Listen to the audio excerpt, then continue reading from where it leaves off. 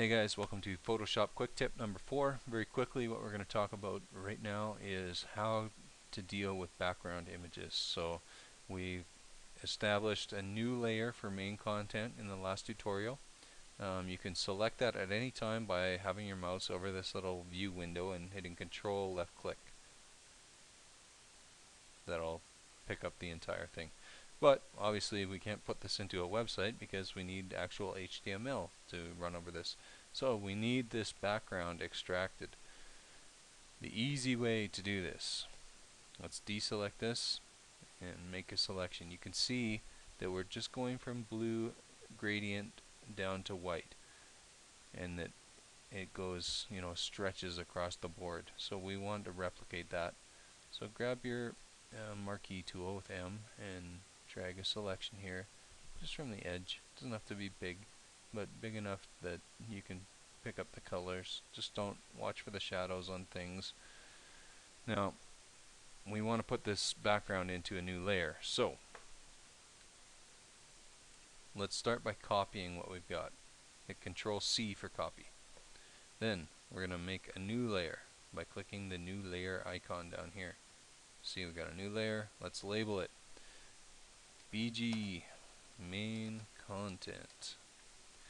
Alright, now we got to paste this into the layer, so hit Control V, and there we go. If you want to select that again, just like before, hover over the window, the little thumbnail here, and hit Control left click. Now we've got it. What we want to do is transform this. So free transform is Control T. You can also get it from Edit, free transform. Alright, Control T will give it to you. It'll give you these little bars so you can stretch things around. What we want to do is stretch that all the way over and snap it to the guide here. Okay, now we're done. Make a deselect by hitting your marquee tool, and it's going to ask you to apply the transformation which we want to do. Oh, there we go. You can deselect that.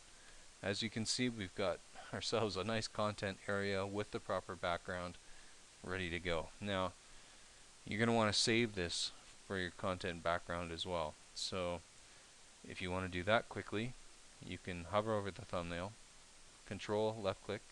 Now you've selected it all. Let's crop it. So image, crop. Now you want to save for web. So the easy way to do that is to hit Control Shift Alt S. It's going to bring up a window here. Save for web. Let's always save things at the maximum JPEG setting for this sort of thing. We're going to talk about PNGs and other things later. For this sort of thing, JPEG maximum 100%. So save, and it'll ask you, oh, where do you want to put it? And we'll find a nice place for it, in the proper folder. So find the project that you're working on, save it in the images folder, call it something appropriate like BG-content.